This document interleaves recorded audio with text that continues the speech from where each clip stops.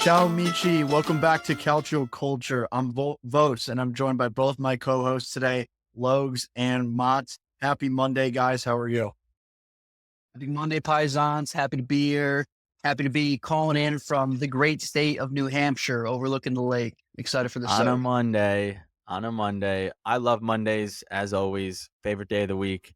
Ready to attack this week. Let's go.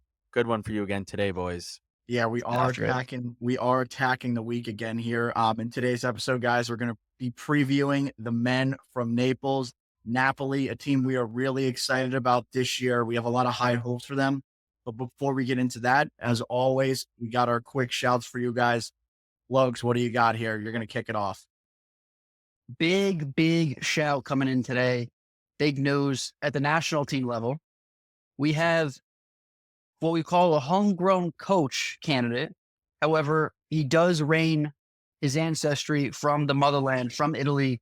Pellegrino Matarazzo, currently the head manager at Hoffenheim out of Bundesliga. The U.S. men's national team have finally given an offer out. It is official.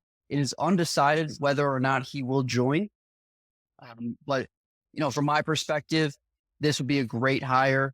I will say I'm usually a guy who wants the national team to be coached by a person from that country, except for the U.S. I feel like our talent at the coaching level is pretty bad. But to get a homegrown guy from here, from New Jersey, who made it big, made it out to the German leagues for his professional career, I think it's going to be a great hire. Was at Stuttgart for a little bit, brought a terrible Hoffenheim to 8th, I believe, last year in Bundesliga. I think So 7th. definitely 7th, definitely used to playing from behind. And I'd be excited if he did take the job. Yeah, great pull from whoever is in charge of the U.S. men's national team to offer this. I think he's a good coach. Had I think a 9 or 10 year career in the Bundesliga as well. Played 231 games. But then you love how from New Jersey somewhat has that American touch to him, at least, because like Logan said, it's always good to have a coach know the language and know how to communicate and know the culture. So this was a good offer, and hopefully it gets done. We'll see. And part of this definitely comes from the fact that a lot of the top level American guys have deep roots in German football, particularly in the Bundesliga. So everybody has kind of knows that style of play. It translates a little bit better. Under Greg Berhalter, they did not have that, and it really showed that we didn't have somebody with tactical prowess who has ever even been in Europe to accomplish. That will be the last time that man's name is uttered on this podcast. I'm fine with that. Agreed. Stamp of approval from me. But moving on here, guys, we have a lot of Serie A quick shouts today. Things are starting to heat up a bit ahead of the season. This one, Ciro Immobile made his debut for Besiktas in the Super Cup of the Turkish Super League. And in that game, he had the first goal and he scored another later on in an absolute thrashing 5-0 win. Shout out Ciro. Happy he's still kicking on outside Serie A. Great guy, great career. Great guy, Ciro Immobile. Yeah, I'd love to see it. He scores goals. That's what he does. On some more negative news, Scamacca, ACL injury, going to be out for a while. Atalanta seem to be in trouble here now. There are a couple links that we'll get into a little bit later, but they're kind of scrambling now to replace their number 9. They might have to change the way they play if they don't bring in a striker here. They definitely have the personnel to do so, but this is a huge loss for them. Obviously, coming off of Euros, that was iffy for Scamacca. This was going to be a big season. This was another make it or break it season to really prove where he was in the hierarchy of the league. And unfortunate to see him get sidelined for the season. Yeah, stinks for the Azzurri in terms of him for the Azzurri, because I know he underperformed in the Euros, but he was looking to be maybe the full-time 9.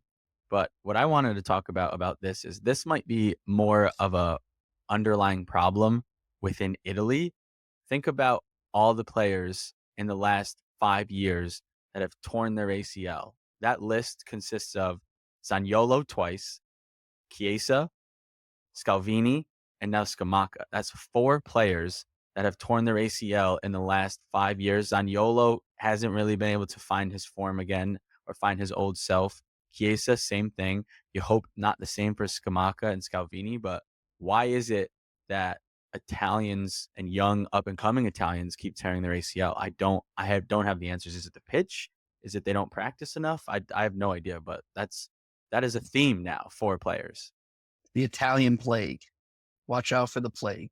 Really bad theme. You hate to see it. ACL injuries are terrible because it kind of destroys the player for at least, not obviously they're out for like a year, but then the recovery is like always the next year. They're not quite up to what they are. It So takes you're a set year. back like 2 to 3 years. And it's just, Yeah. especially for young guys, it's such a problem too when you're trying to break into the team. Also, I've thought about this too. And obviously this is a soccer podcast, but we're also all here football fans in terms of American football. If you tear your ACL, just go to the US and get surgery by a US doctor, because football players see ACL, they get their ACLs torn like multiple guys a season, and they all come back way quicker than soccer. So it's just go spend 6 to 8 months in America, get somebody who knows how to perform that surgery, a physical therapy team that knows how to recover, because those football players recover fast and they recover quicker, and they become themselves quicker than in soccer. That's a good Just a point. shout there. Yeah. It's a good point. It's a good point. We're keeping it rolling here in Serie A. We got a couple friendlies here. Motts, you pulled out a couple that you wanted to highlight. Yep. First one was Parma Atalanta, 4-1. Obviously, it's a friendly, and Scamacca went down, so didn't want to. Don't read into it too much in terms of scoreline. But what I wanted to talk about was Coop Miners did not start in this game. Only got subbed in the 60th minute, and he was walking around. He was not there. He was not bought in. I get it's a friendly, but it could be that he in his brain is a Juventus player. And also not playing him for 60 minutes. I know in the first friendly he played for most of the game. Maybe they're trying to find out ways how to play without him, because they know that him going to Juve is inevitable. So we'll see there. Other games, friendly was Juve's friendly 2-2. Juve looked better than the first one, but what I'm taking away from this, Dusan hit a PK. I still think shouldn't be taking the PKs. But what the biggest takeaway for me in this is Juve have now played 2 friendlies. They let in 3 goals and they let in 2 goals. It's not how you win games, letting in goals. And then the last one was Roma's friendly. Sule made his debut, 1-1. And that was basically all 3 friendlies that I watched. What I love about the friendlies is Parma back in Serie A, making it happen. This is a historic club. We got guys like Gigi Buffon, who was playing there at the end of his career. He went back there. They're a club that should be in Serie A, and it's great to have them back. Motts, is Dusan about celebrating preseason games these days? Scores 1 PK and frolics off to Paris after? No, I don't think that's what it is. Dusan is a very big Serbian supporter. Like when he won the Coppa Italia, he had a post-game interview, and the Denver Nuggets were in the semifinals or the playoffs in the NBA, and he shouted out Jokic.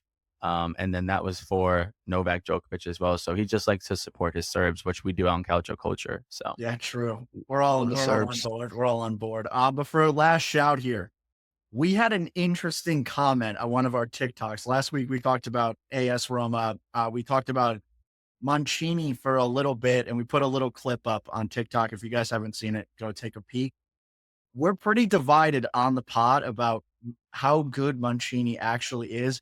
And Hamir gave us a good comment on TikTok, and he said he thinks Mancini would start for every team in Serie A.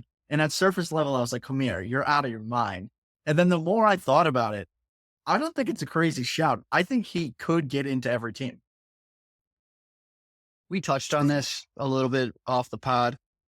He's not cracking the lineup at Inter, and he's not cracking the lineup at Milan. Everybody after that, I could certainly see it happening. Juve just being thin at center back at the moment, depending on who they bring in for the rest of the season. After seeing and reviewing Napoli's line, I have more doubts there. But I think every other team after that, he definitely would be in the starting lineup, whether it be a 2-back or a 3-back. But certainly not touching the pitch whether at the first whistle for any of the Milan teams.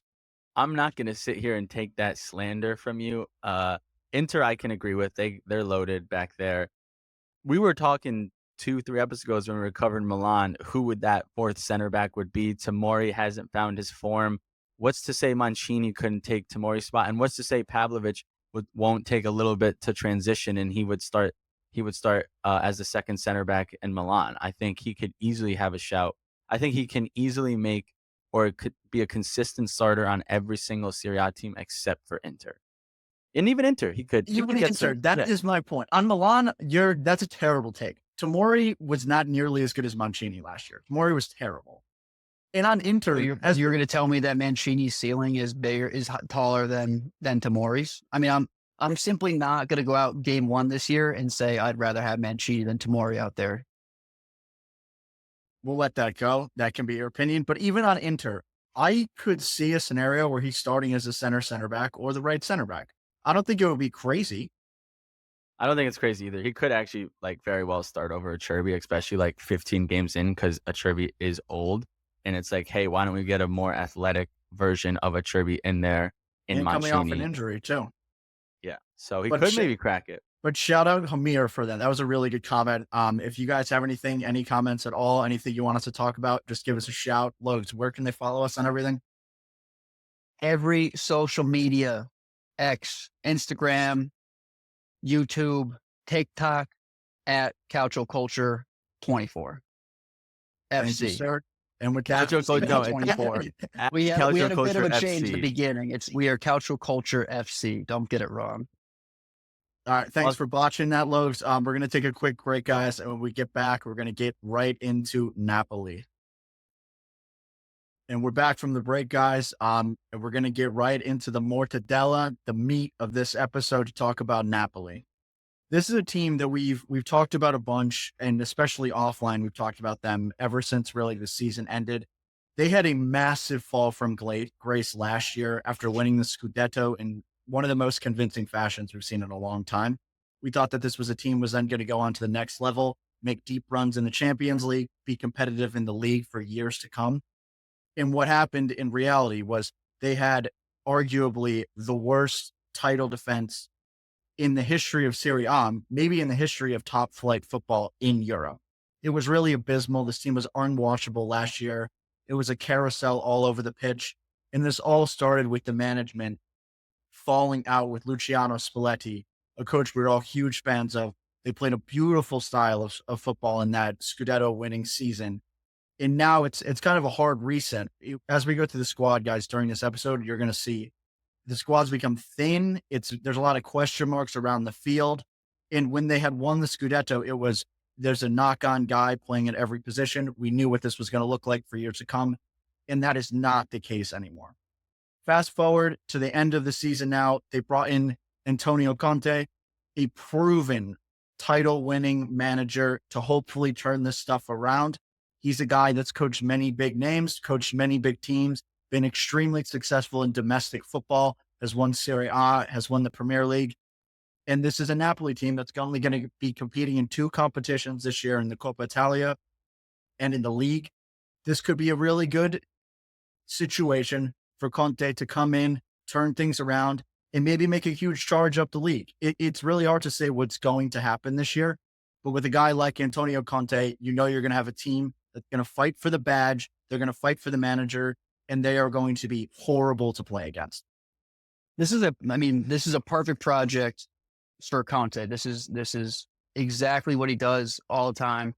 He gives himself 2 years at a big name club that's been on the outs, and he turns it right around. You look at Inter, you look at Tottenham. He brought him back to top 4 after a couple of seasons missing.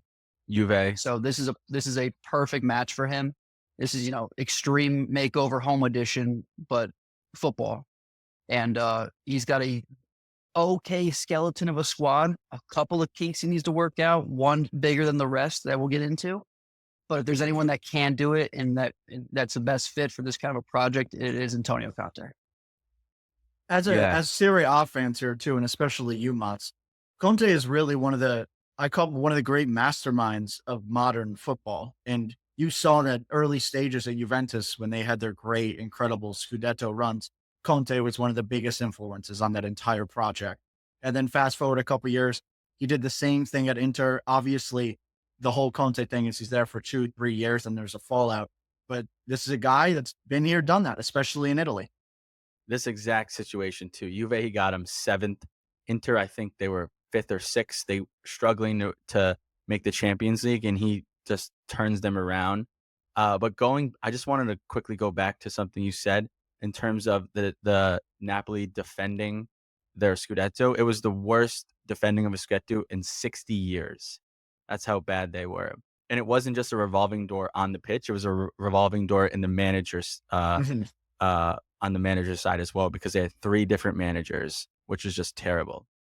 Terrible. But in terms of Antonio Conte appointment, this was a huge appointment, and it also was a pretty, in terms of their owner, Di Laurentiis, a big sacrifice on his end, because he's the type of owner that's usually, I'm in charge of who leaves, who goes, who we buy.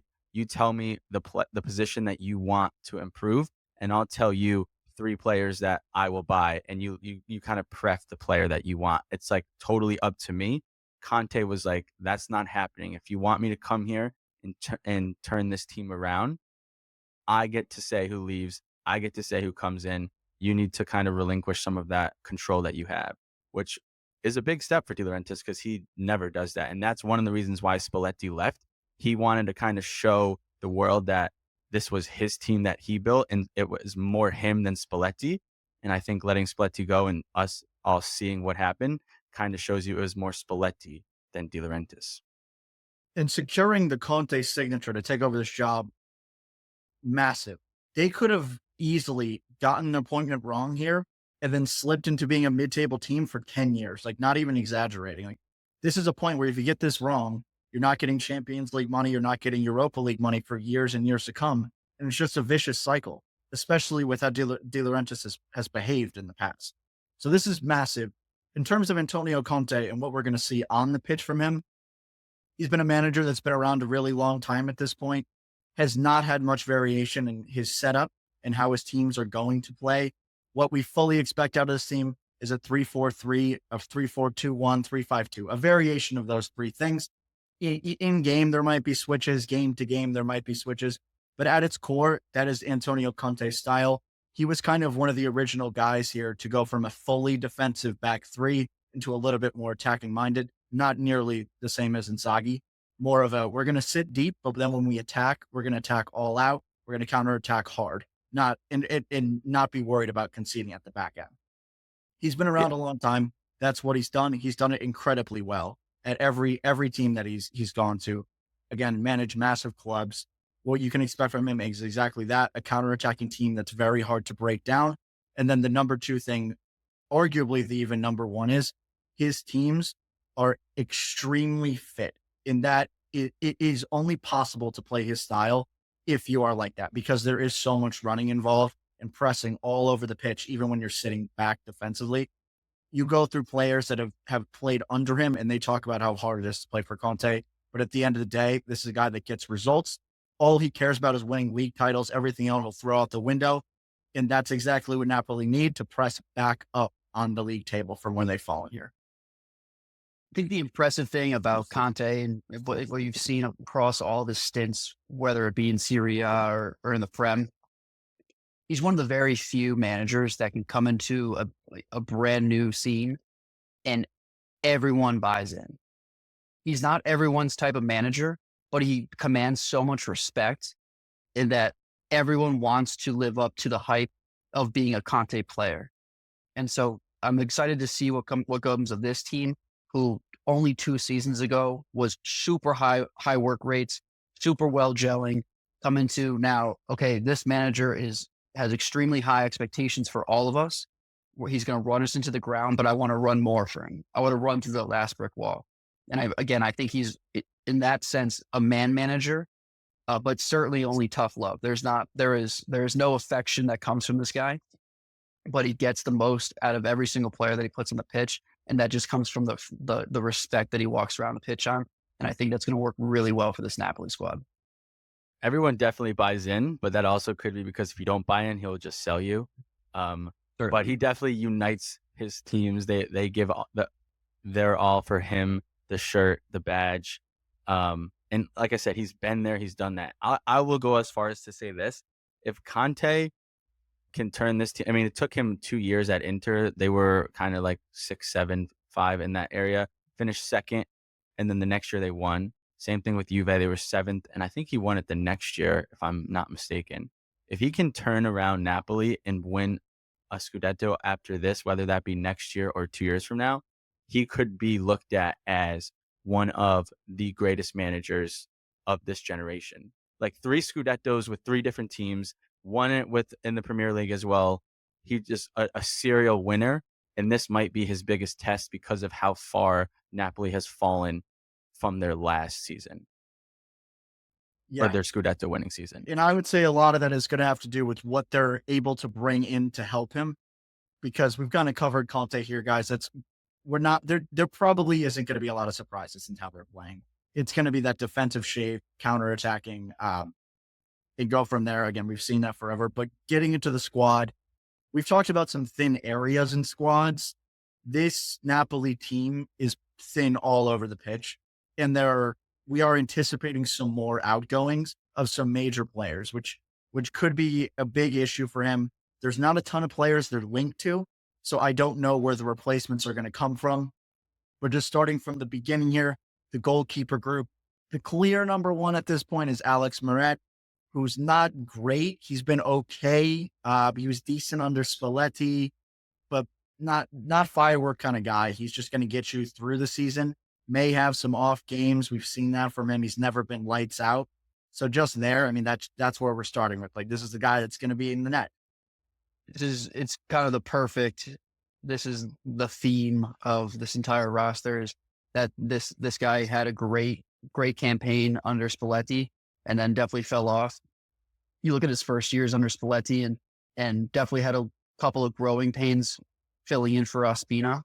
But Spalletti brought out the best of him, made him look into, a top 5 goalie in Serie A for their Scudetto winning season. And we've talked about this a lot. You need a goalie who's going to make a couple of saves, keep you in a lot of games to get to that point in the season. Definitely fell off last year. Will not put the entire burden on him. Napoli was terrible all the way around, and they lost a huge name in Kim Min-jae off their back line in front of him. But if this is what they're going to go with, he's at least homegrown. He's Italian. He gets in front of some balls, but he was 14th percentile in shots stopped, so nothing to write home about. Before I comment on the goalie, I just wanted to let the Paisanos here listening to this episode. Forgot to mention earlier, I am a Juventus fan. My dad is from Naples. My parents are actually in Naples right now. This is my Gumar team. I have a nice love affair with Napoli. Even though Napoli looks at Juventus as a rival, Juventus doesn't really look at Napoli as a rival. So I think it's okay for me to have this love affair with Napoli. But Little brother in terms syndrome. of what's up, Little brother syndrome. that's what, yeah, basically. But in terms of the goalie, getting back there, listen, he won a Scudetto. He's been there. He's done that. He knows the league. Is he the best goalie in the league? No. Can he have some bad games? Sure. But like I said, he won the Scudetto. He knows the league. He's going to be solid. He might not win you a couple games, but he also won't lose you some games. And then I'm sure like they'll give the backup goalie some runs, see if he can take the spot. But I like this. He's, like I said, if you've won the Scudetto, you could trust him in some That's games. true. This isn't like a glaring, we need to replace him kind of spot. There's other areas of the pitch where there is that. And again, in a back three, it's going to be much more important who your center backs are. In that group, their marquee signing of the summer, one of the best defenders in the world last year, Alessandro Buongiorno. This guy's a knock-on starter day one. It's looking like he's probably going to be the left center back. He's left-footed. There was an amazing video of him the other day in training defending Victor Osimhen. He's one of the best strikers in the world. Buongiorno locked him up. Osimhen was so frustrated, he couldn't get around him. So that's an exciting guy to watch this year if you didn't see him a whole bunch on Torino. And taking you through the rest of the guys here, Amir Rahmani, who's been there a couple of years. When he first came in, people were really excited about him, thought he'd be a big piece of this. Again, like a lot of the guys when we go through here, had a rough year last year. I'm not going to pin that on him. He's expecting a big bounce back. A couple other guys here, Natan Rafa Marin from Real Madrid, Spanish, young Spanish center back, Juan Jesus, and the captain, Giovanni Di Lorenzo, coming off of a not so great Euros. So far in preseason, we've seen him deployed as a right center back. You guys traditionally may have known him as a right wing back or a right back, but kind of in the new style of play, kind of outside backs that have converted to right center backs or outside back three center backs. It's an interesting group because this is arguably their strongest area on the field, but there's still some holes here. It's 100% their strongest group as it stands today. At least their deepest. Deepest for sure. Deepest, I would say. And typically when I look at a center back grouping and maybe a back line in general, typically the way I would rate it is that you're only as strong as your weakest link. However, when you do play a back three, you do cover a lot of the spaces that you may find when you only play a back four and your center back may be your weakest link. So I think from a good fit perspective, this is a group of guys that certainly will fit into a back three. Buongiorno is an unbelievable pickup. There was so much competition for that guy across the league. For Napoli to pick him up in a rebuilding stage for them, huge for them. Shouts to De Laurentiis for that. Brahmani, a great pickup. Again, I don't know if he was the pairing with Kim Min-jae or if he just started, he was the pairing back then. So certainly, a stout defender and someone who's been in the league for a good amount of time now. And I will touch on Rafa Marin, bred from Real Madrid, didn't get to any minutes for Real, but if you come up through that system, I think you have a little bit of say that you have some skill sets, great passer, a little bit weak in the tackle, but certainly can pass the ball around. So I think that's a really good add for them. And I think everyone can be happy with Di Lorenzo, the captain of the team, converted from that outside back into that more center back role. But I think that's just happened naturally based on how back fours have really turned into back threes in possession. And so again, definitely the deepest portion of this team, and it's not even close.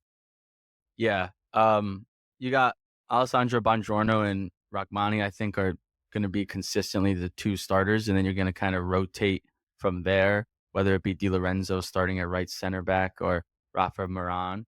You can just kind of fill in where is needed. But I think that transitioning Di Lorenzo to that right center back will also help him, because we saw in the Euros that he can't keep up with people with pace like Nico Williams. And obviously in the Serie A, there's a lot of guys on that left flank that can run by him, like Liao and things. So you can kind of hide him there and add that support with the right wing back and right center back. But I think that you'll pretty consistently see Buongiorno, like these two mentioned, one of the best center backs, not in the Serie A last year, but in the world. He was top 5 in a ton of stats. And then Rachmani's been solid, knows the league, as I mentioned earlier with the goalie, won a Scudetto. And then they're going to try to basically have tryouts for that right center back spot, and it's up for grabs. Yeah, I've always liked Gio Di Lorenzo, we're talking about here, guys. When he has played as a right center back, he did it for Italy in the Euros, not this past time, but before that, when they needed him, he's played there for the national team. So it's not like they're throwing this guy into a situation he's never been in because he's getting older and need to change how he's playing. It's more so that he actually has always fit better at this, in my opinion, than as like a traditional right back, right? He doesn't have as much attacking prowess as some of these other guys. So I think it's going to work out really well. And just to point out, between Rachmani and Di Lorenzo last year, 66 Serie A starts. So, I mean, you're getting guys here that aren't going to make any dumb mistakes. Like, they've been in the league, they know what they're doing, and you're just adding Buongiorno to that mix. This should be a very good defense, good mix of athletic ability and physicality. I like it. And then enough to get you the ball moving forward. Buongiorno, decent with his feet. Again, Gio, decent with his feet. This should just be a solid group, I think. Buongiorno's good with his feet, really good with his feet. And bringing us into the wing backs here, just because we're talking about Di Lorenzo, we might see him off the right at times this season. He's probably the second or third option based on the personnel they had. They added Leonardo Spinazzola, who's presumably going to move over to the right side and be a right wing back. Interesting guy in general. If you guys haven't watched a ton of him, he's a right-footed wing back that has traditionally played left wing back. So maybe moving him on to the other side of the field is going to be interesting here. He's a little bit older, did have a very good season with Roma last year. Backing him up, we presume he's been playing a lot of preseason this year. Pasquale Mazzocchi. Again, We just see him being a rotator, kicking over the left side. This is where there's a little bit more debate as to who starts. Mario Rui has been traditionally a left back for Napoli for a bunch of years. Loyal soldier, has always been good, just a solid player, not going to make any crazy headlines. He's just kind of a guy that goes about his business very well. And the young up and coming player that's kind of fighting him for that position, Matheus Oliveira, who's a Uruguayan defender, more athletic, big, more of like a left center back looking kind of guy. Motts, how do you feel about the wing back group? They're solid. I really like the addition of Spinazzola. He's a Conte guy. He can get up and down the pitch, add that width, add the attacking from that spot. But I don't know if he can give you the full 90. I know Conte loves guys that can go a full 90. Spinazzola towards Achilles, not this past Euros this summer, but the last Euros where Italy won. So he is coming off that injury, and he is older. So probably not going to give you the full 90.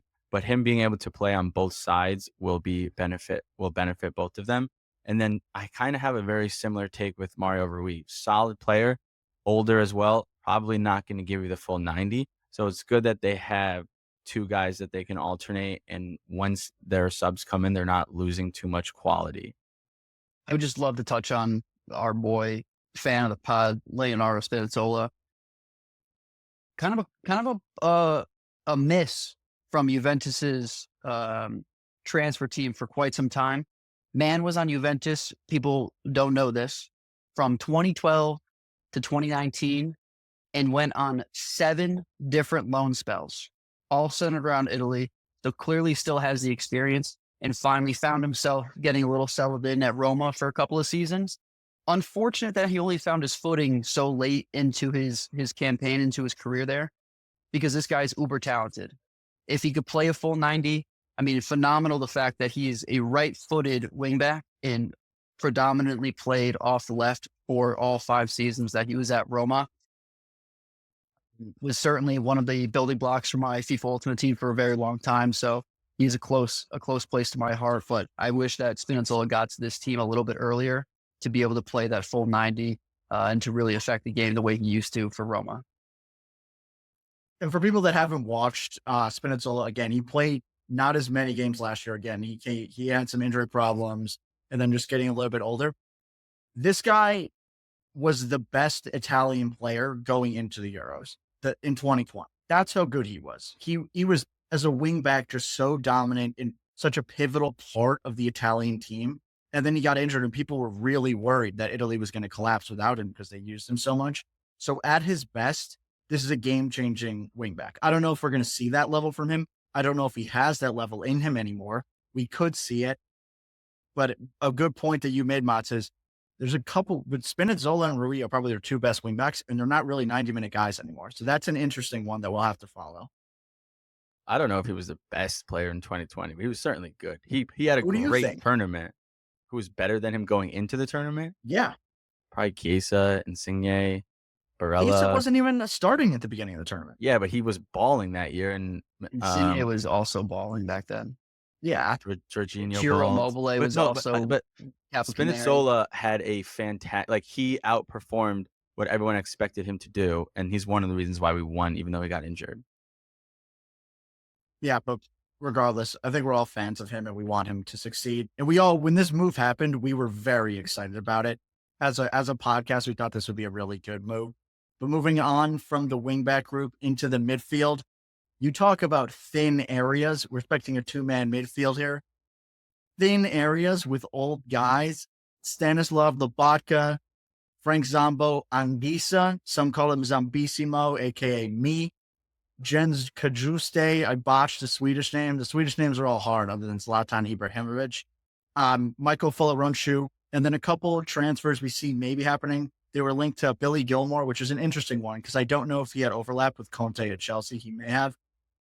And a guy that looks to be on the outs is Gianluca Gaetano. We're talking about a 2-man midfield here, guys, that is going to have to run a ton because of how Conte plays. And they have like 4 knock-on starters here. Not even starters. They have 2 starters and then 2 guys that can come in and kind of play. We have seen a couple guys from the Primavera that might be coming up. Again, hard to say how they're going to do in his full Serie A season. Mats, what's your initial take on this? Because we're all big fans of both Stanislav Lobotka and Anguissa in their own right, but in the Conte system and those two playing together might be a little bit difficult given how they're going to have to play in the two-man midfield. Yeah, this is for me the biggest question mark for this team, because Conte usually likes to do a 3-5-2, and if he has kind of a less mobile midfielder like a Lobacka, and what I'm basing that off of is his stint on Juventus when he had Pirlo. When Conte first came in to Juventus, he was like, Pirlo is not a player that I like because he's not very mobile. Lobacka's pretty similar build as in Pirlo. However, Pirlo was able to excel and Conte loved him, and he actually played extremely well under Conte. But they had two midfielders in Pogba and Vidal, or Pogba and Marquisio, to cover the ground for Lobacka or for Pirlo. And that's my biggest question mark about Lobacka, is he's very immobile. Yes, you have Zambo to cover that ground, and Zambo is a tank, runs up and down the field, had such a great season 2 seasons ago, and I would even say was arguably one of their best players last year. He can cover that ground, but only them only playing two in the midfield, Lobacka is going to need to cover ground, or they could get overrun in the middle of the field. So this is going to be their biggest question mark. Conte's got to figure out a way to kind of hide Lobacka and have people cover for him, whether that be the wing backs and Spinazzola covering for him. That's their biggest kind of question mark. But I want to highlight a guy that I'm looking forward to watch this season, and that's Florencio.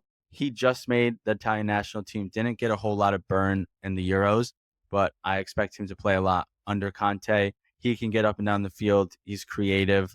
I think that it'll be interesting to watch him and how Conte's deployed and how he plays this season. Florencio had a good season at Verona, or was it Frosinone? It was one of the two. Gold and blue. I think he was Frosinone.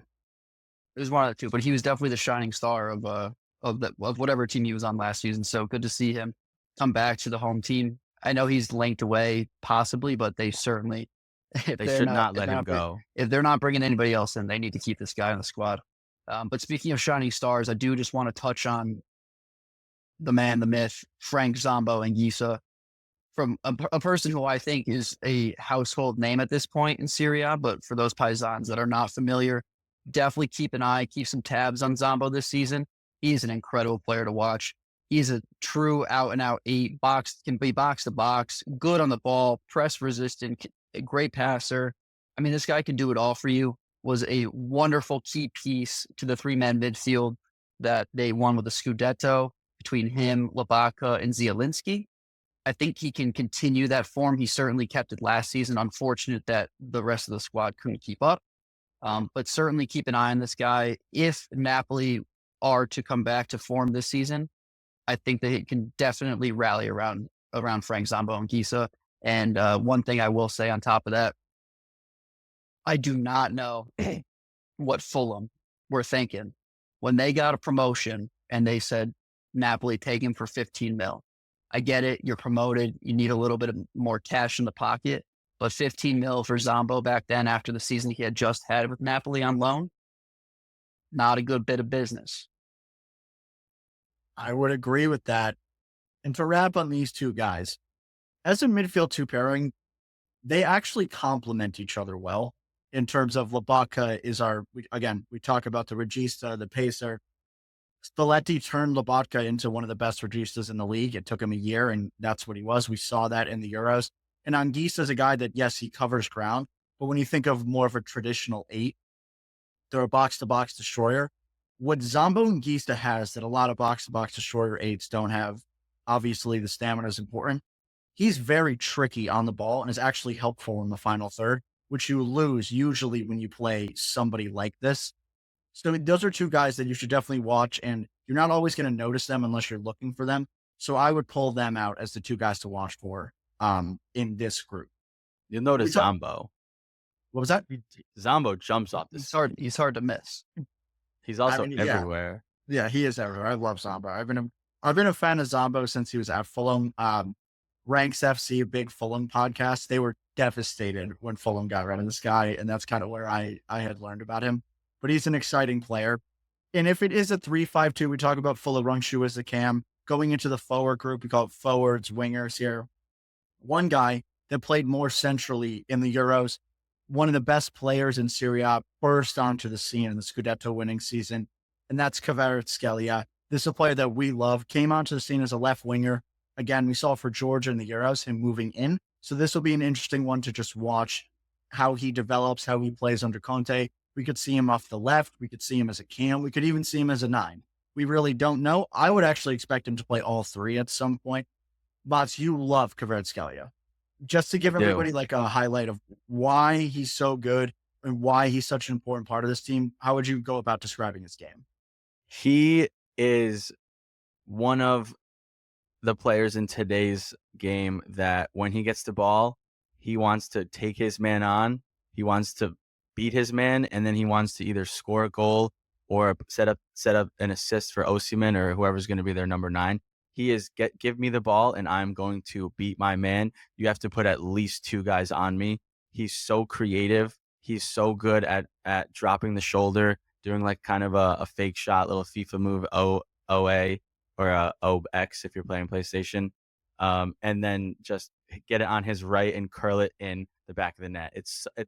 I do it all the time in FIFA. That might be why I love him so much. But he, like I say, he just wants to get the ball, take his man, beat his man, put in a ball, score a goal. He's always looking to attack. However, he did have a small little sophomore year slump at Napoli. It could be just because he had such a good season. His first year, he won the Serie A MVP. He had like 15 goals and 10 assists. Last season, it was only 11-6. So expect him to find his form again under Conte. And this is another guy who had a little bit of rumors if he was going to leave Napoli. He's pissed off because he's only making $1 million and he wants a pay raise that he deserves. Di Laurentiis, being the man that he is like, no, you signed this contract. This is what I'm paying you until it ends. Stupid.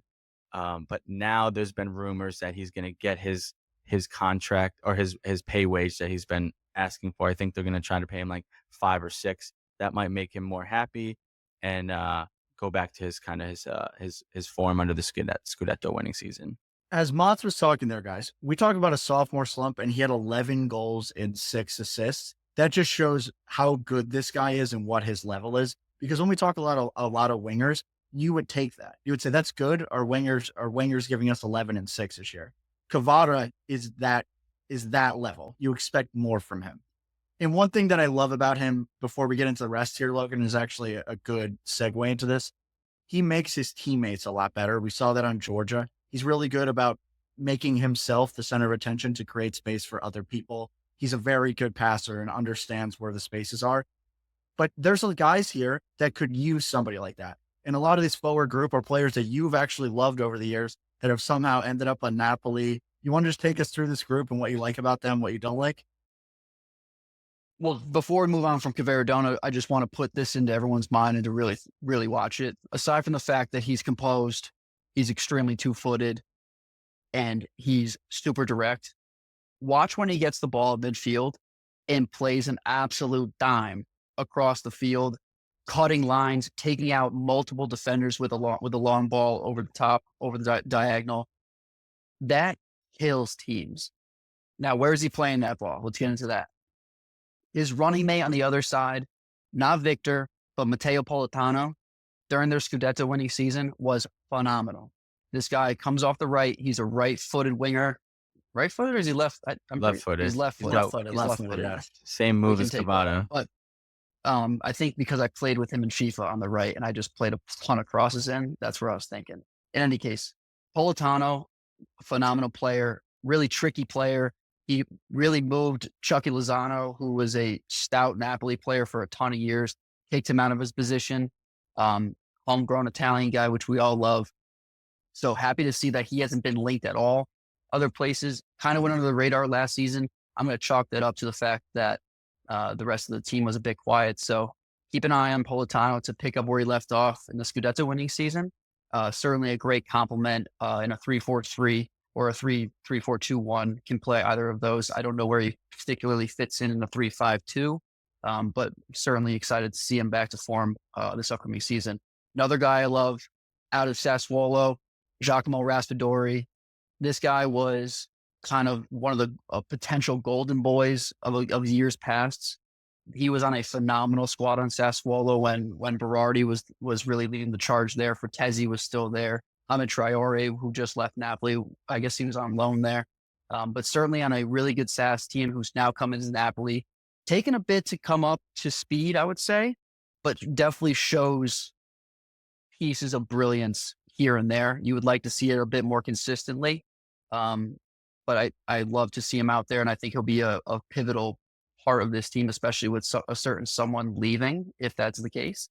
And then one more person I just want to touch on before we get onto the big guy's name, the King Slayer, the guy who puts in the important goals. He's always there when Napoli needs him. Son of a legend, Giovanni Simeone. Guy played for Fiorentina. I saw him play a couple of years back live. Was on Hellas Verona, went on one of the best runs a 9 in Serie A has ever gone on between a November and December of immense magnitudes. Pure goal scorer, really not that good. You don't really need to know his name, but I just love to root for this guy. Yeah, I was gonna say, yeah, don't read too much into that, guys. This was a striker that played 1,500 minutes last year and scored 1 goal. So that good monologue. He might be leaving. Yeah, he wants probably, he's leaving because he wants to find that form again. He wants to be a starter and get minutes because he knows he might be able to do that. Yeah, I don't think he can do that. But on the guy that Logs didn't mention, I don't want to talk about him too much because we don't know if he's going to be on the team. And if anybody's watched Serie A, and if you don't watch Serie A, you're going to see this guy around for a lot of years, Victor Osimhen. If they lose him, and it looks, I don't even know at this point. He may leave, he may not. This is a guy that is virtually impossible to replace. He is a pressing machine. He scores goals. He's one of the guys that talk about people that are horrible to play against. He's horrible to play against. Every time a center back has the ball, he's immediately on them. He's a dominant player in the air, and he's a ruthless finisher.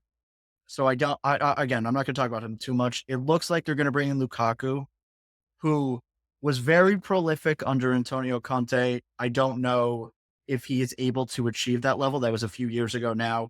We've seen Romelu Lukaku really fall off with his age here, so I don't know what that's going to look like. My concern with this forward group, Motts, is regardless of it's Osimhen or if it's Lukaku, and then Kvaratskhelia and Matteo Politano, beyond that, not a lot. And if you're not getting a ton of production, and even last year, it's not like these guys didn't produce. Between them, they had over 30 goals. This could be an issue. It's where goals are coming from. If one of these guys gets out, if Victor is gone and Lukaku doesn't perform, they are in trouble.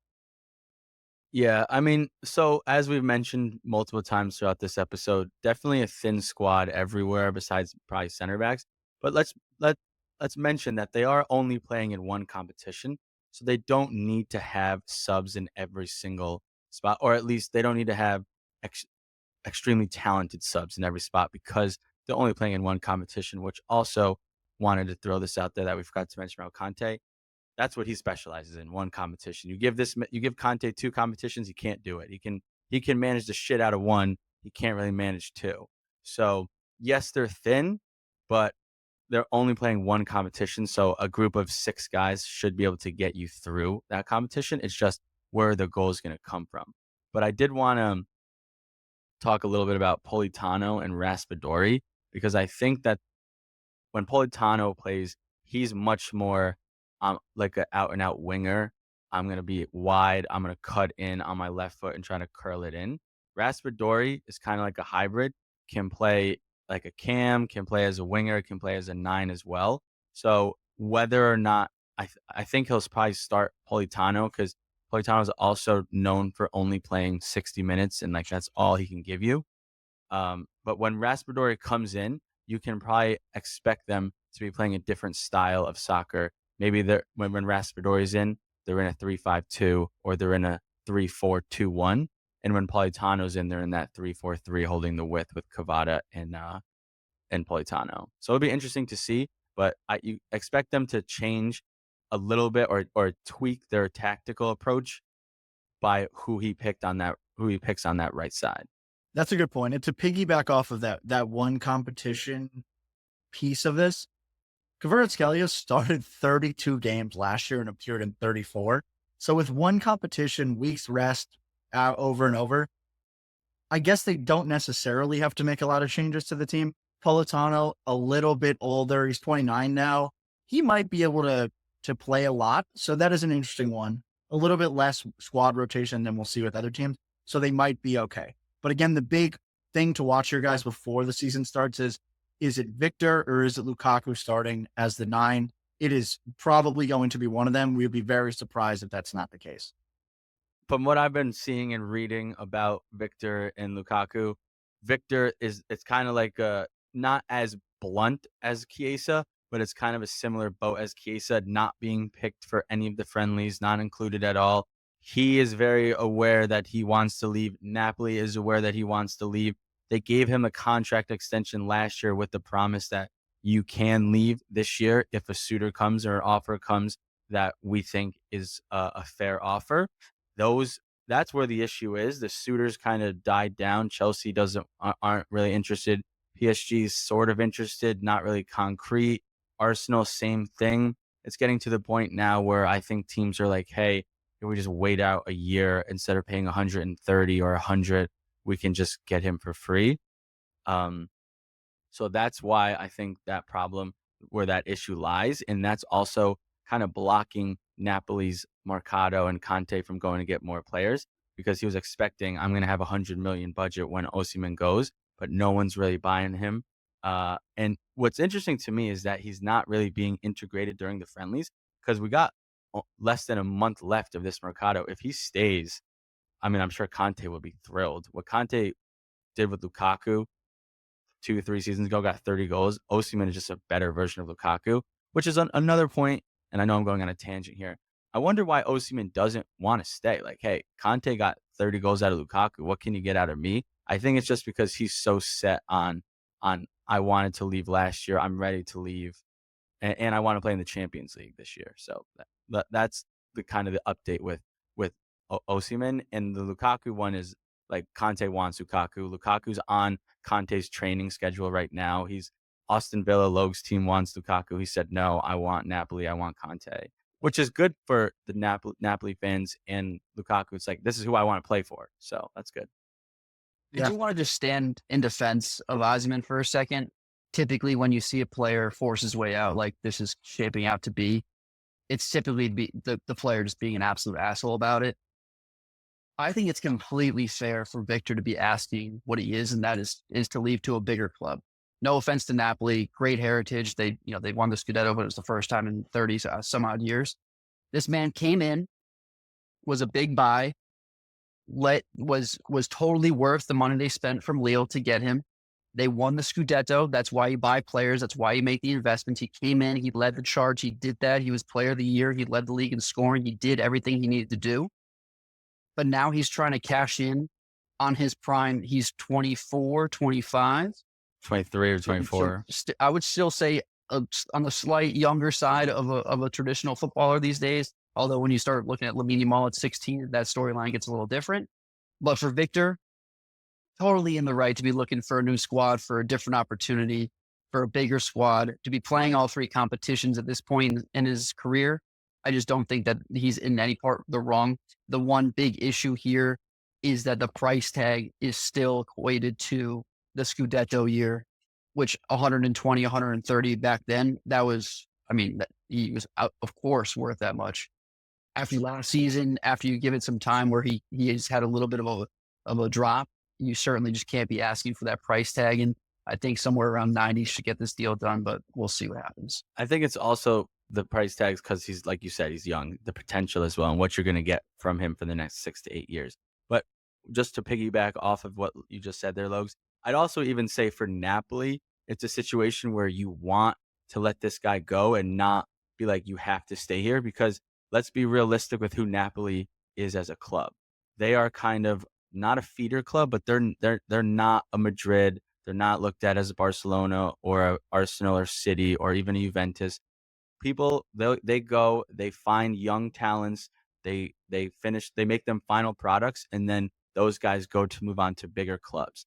If you are to kind of handcuff Osimhen and say, hey, you're staying another year, whether you like it or not. Another young player who's up and coming is going to see that and is going to be like, why would I go to Napoli if when I'm ready to make that next step, they're not going to let me. So couldn't agree with you more there, Logan. I'll wrap this up because I completely disagree with both of you. They bought him for 50 million euros from Lille I think it was 70. when he was 21. 7, yeah. Yeah, like I think it was dollar 70. USD. Oh, yeah. Bad exchange rate back then, huh? So, yeah, with add-ons and all that shit, you know? But when you're spending that much money, you have no obligation to then go on and sell that guy for whatever it is, even if they make a $20-30 million euro profit. Like, if you're spending that much money on a guy, it's not like, oh, we're getting you to then like move you on. How much did Erling Haaland go to Dortmund for? Less than that. 55. Yeah. So it's like, I have no problem with Napoli. But Dortmund, he had a release. How much did he go to City for? Like 72. City didn't shell out 130 mil.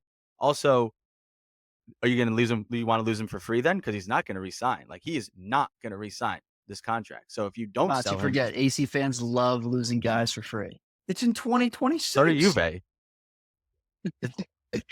And he signed the contract with the promise. So it's like you're just doing him dirty. I don't know. I'm okay with it. Napoli, and I know you're a Juve fan, Motts, and think you're on your fucking high horse out there. Napoli is a major club with major history. Oh, 3 Scudettos is major history? What are we doing? I like Napoli. What are we talking about over here? Napoli is a major club in world football.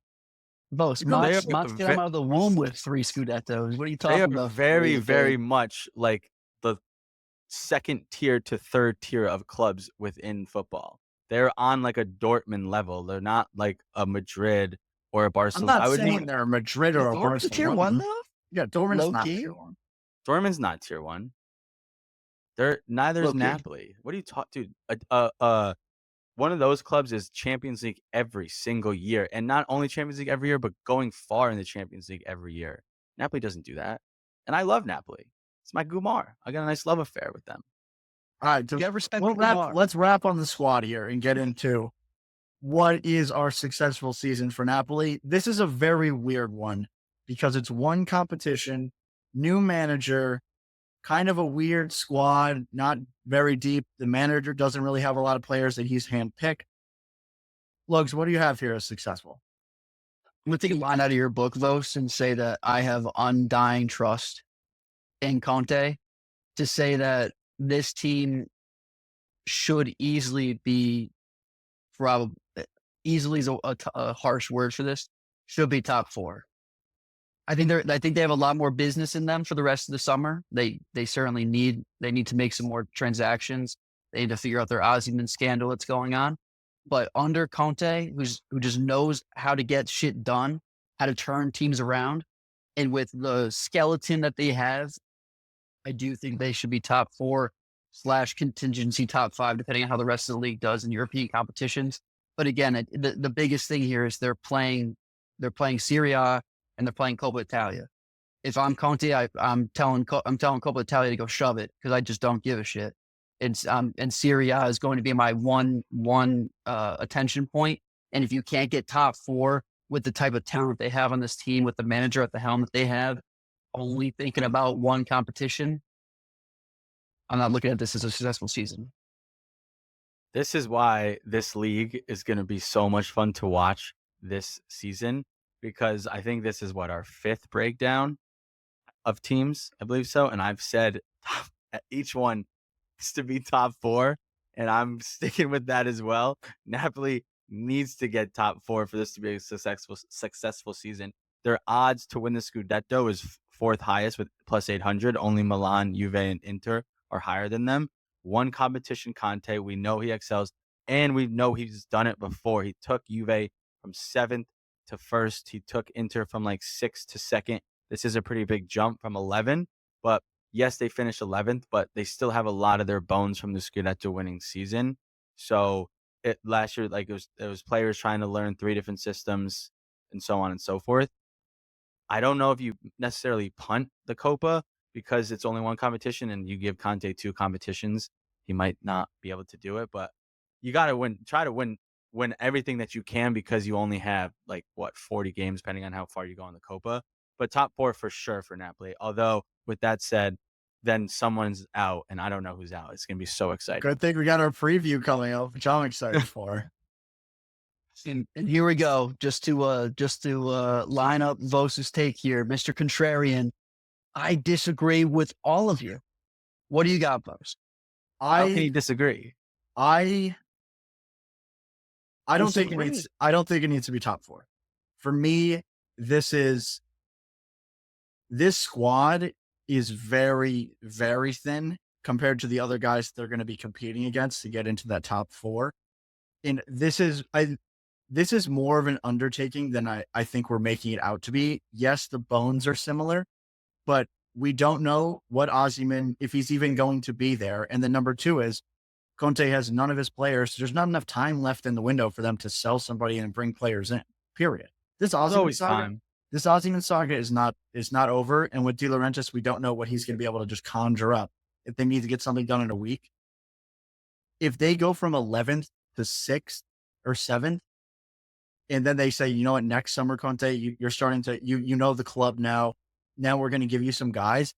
I think it's Scudetto or bust 2 years from now for Conte. This year, they're going to let him be. I think he's going to be 6 or 7. They're going to say, that's fine. That's progress. We're going to add some more players. Maybe they add somebody in January. I don't know. And then it's the next season is we need to win the Scudetto or be in second place and make it tight. But you guys obviously have some comments here. So somebody jump in. I mean, clearly agree with you that it's a bare bones squad as it stands.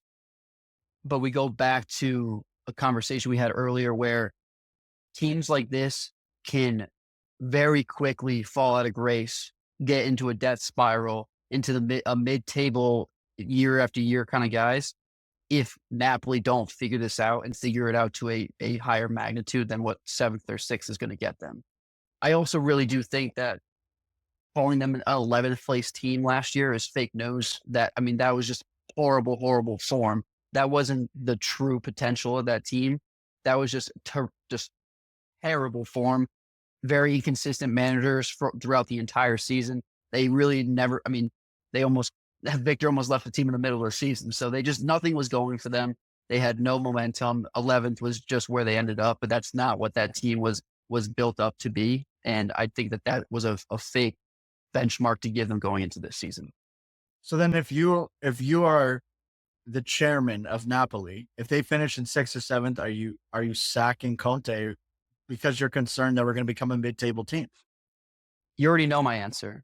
No, I'm not the type of guy to quit on a manager after one season. That's my mantra.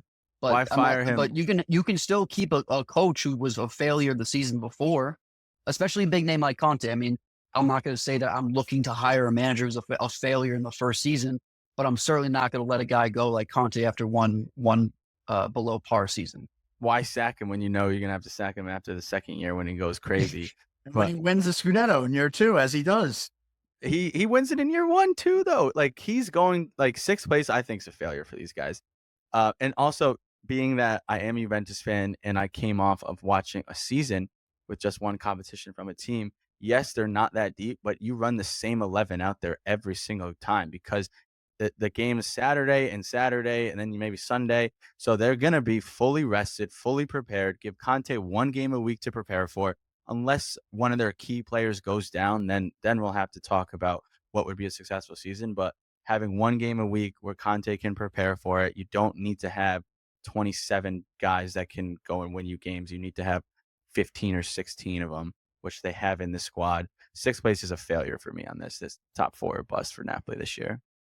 Fair enough. That wraps up our Napoli preview, guys. We're going to take a quick break. And when we get back, as always, a Mercato update, little over a month to go.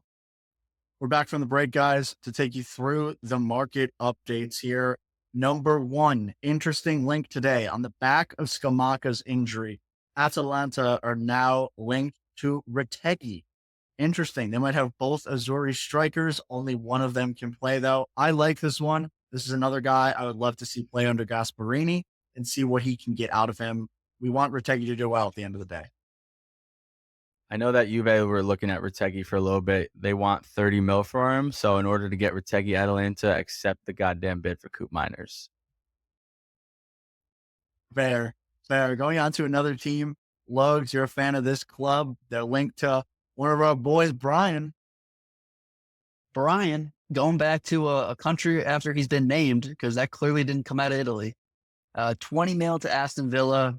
As a Villa fan, I'm not sure how I feel about it. This screams another Dendoncker massacre of a position. Clearly better than Dendoncker. Dendoncker is horrendous if you've ever watched him. But we'll see. I think Villa's business this window has been tough. So if they get Cristante, great. If not, all the better. I don't love that one. I would like Roma to just keep him. I think they actually need him just for their depth and what they're trying to achieve this year. So that's a weird one. Keeping it rolling. The second biggest saga in Serie A, I would say, behind Osimhen, Federico Chiesa. Motts, you've been eagerly awaiting some decision here. What's the latest? The latest is he's not a part of the squad. He is gone, just depending on when and where. Inter is now heavily in on him. They actually had to reassess Case's value because nobody wants him. It was at like 25, 30. Now it's at 15. Someone who gets this guy's going to get him on a deal. However, Juve is so bluntly saying he's not a part of the squad. It's like if you run a squad, just wait until February, get him for free. Makes no sense. He could go to Inter, he could go to Roma. Premier League's kind of drying up.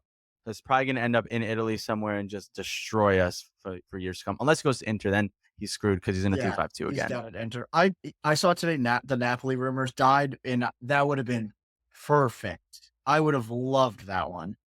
Second best for me is Roma. He fits well there. I hope he goes to Roma. He said no to Roma originally because once again, Champions League is probably why Napoli no, and he's leaning towards Inter.